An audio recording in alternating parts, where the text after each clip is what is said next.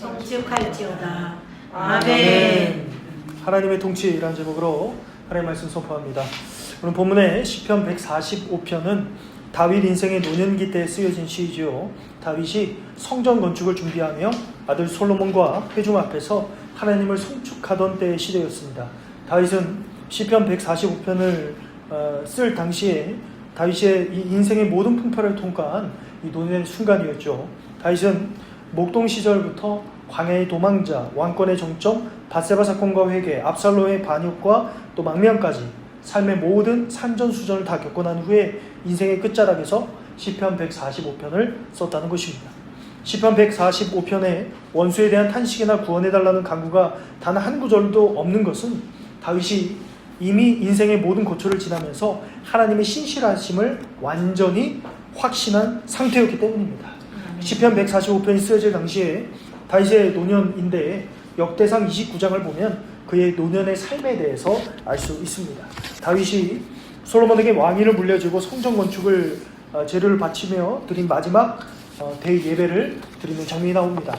다윗은 온 이스라엘 회중 앞에서 하나님의 위대함과 또 권능, 영광과 승리, 위엄이 다 주께 속하였다고 말씀하며 하나님을 왕으로 선포합니다. 그 성경의 역사적 순간에 다윗이 시편 145편을 썼다는 것입니다. 다윗은 자신의 시대가 저물고 아들 솔로몬과 다음 세대로 이스라엘의 역사가 넘어가는 전환점에서 다윗은 이 세대 교체가 되는 그 시점에 솔로몬에게 자신의 신앙을 전수하고 싶었을 것입니다. 신앙의 유산을 물려주고 싶었을 것입니다. 다윗은 자신이 평생 경험한 하나님을 후대가 잊지 않고 기억하게 하려고 후대가 쉽게 암송하고 노래할 수 있는 시편 145편을 남기고 싶었을 것입니다. 다윗의 유언과도 같은 시가 시편 145편이라는 것이죠. 다윗은 자신의 왕관을 내려놓고 참된 왕이신 하나님께 왕권을 돌려드리며 다음 세대에게 신앙의 유산을 전수하고자 했던 다윗의 임종 직전의 삶의 노래의 정점, 또 시편 145편이라는 것입니다. 아멘. 다윗은 그의 시편 145편 내내에 하나님을 찬양하죠. 하나님은 연약한 자를 일으키시고 피조물을 채우시는 공급자로 찬양합니다. 하나님께서 모든 넘어지는 자들을 붙드시고 비굴한 자들을 일으키신다고 말씀하고요. 모든 사람의 눈이 주를 앙망하기에 주는 때를 따라서 그들에게 먹을 것을 주신다고 말씀하죠. 손을 펴사 모든 생물의 소원을 만족하게 한다고 말씀합니다. 인생의 시련과 죄로 인해서 넘어지고 자존감을 잃어서 비굴해진 자들을 외면하지 않고 손수 붙들어 일으켜 세우시는 하나님의 긍휼에 대해서 말씀합니다. 인간을 포함한 모든 피조물이 주를 바라볼 때에 때에 맞춰 먹을 것과 필요한 소원을 넉넉히 채워주시는 만물의 공급자이심을 말씀하고 있는 것입니다. 우리는 때로 넘어지죠. 고난을 겪습니다. 고통 가운데 살아갑니다. 넘어진 나를 하나님께서 붙들어 주신다는 것입니다. 하나님을 바라보면 하나님께서 내 인생에 먹고 살 것 책임져 주신다는 것이죠. 필요한 소원도 채워주시는 은혜를 베풀어 주신다는 것을 믿으시기 바랍니다. 하나님께서는 만물의 공급자이고요. 하나님만이 내 인생의 공급자인 것입니다. 하나님은 의롭고 진실하며 간구에 응답하시는 구원자로 찬양하는데요. 하나님께서 모든 행위에 의로우시며 모든 일에 은혜로우시다고 말씀하고요. 하나님께서 자기에게 간구하는 모든 자, 곧 진실하게 간구하는 모든 자에게 가까이 하신다고 말씀합니다. 하나님은 자기를 경외하는 자들의 소원을 이루시고 그들의 부르짖음을 듣고 구원하신다고 말씀하고 있는 겁니다.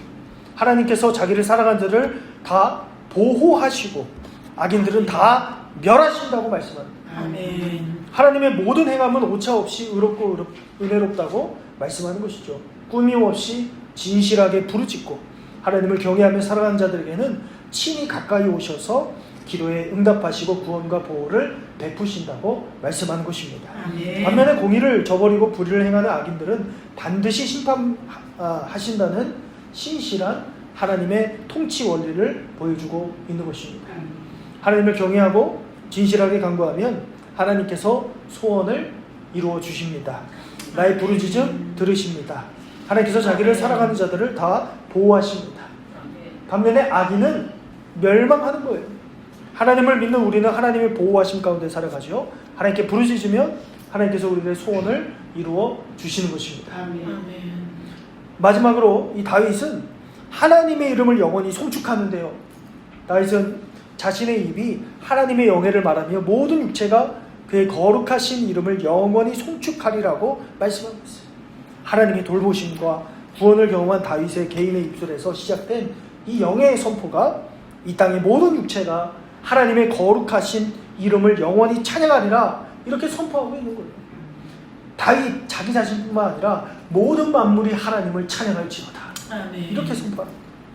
바라기는 나의 부르짖음의 소원을 응답받으며 하나님의 보호하심을 다 체험해서 하나님의 이름을 송축하며 온 세상에 영광 돌리는 주의 백성들 다 되시길 바랍니다. 아멘. 우리가 하나님의 살아계심을 선포하며 내 기도에 응답받고 하나님의 보호하심을 증거하는 것도 중요하겠지만 내 기도가 응답받고 하나님의 기적적인 보호하심을 체험하고 증언하는 이 목적, 그것은 내가 이만큼 잘 되었고 건강해졌고 잘 살고 있다는 것을 자랑하며 드러내는 것이 아니라 오직 하나님의 이름만을 드높이기 원합니다.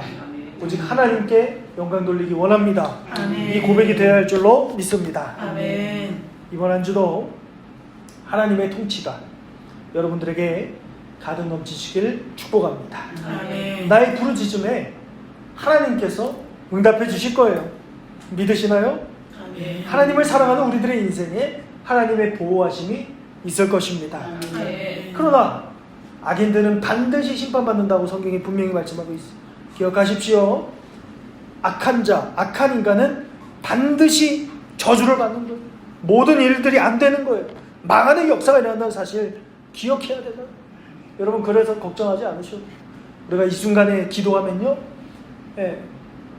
나라가 살아나는 역사가 일어나고 공동체가 살아나는 역사가 일어나고 교회가 살아나는 역사가 일어나는 거예요. 아멘. 세상이 어지럽고 나라가 힘들고 악한 자들이 권력을 잡고 걱정하지 않아도 돼요. 이 순간 기도하면 하나님께서 역사해 주실 줄로 믿습니다. 아멘. 그리함으로 하나님의 이름에 영광 돌리는 주의 백성들, 하나님의 자녀들 다 되시기를 주의 이름으로 축원합니다. 아멘.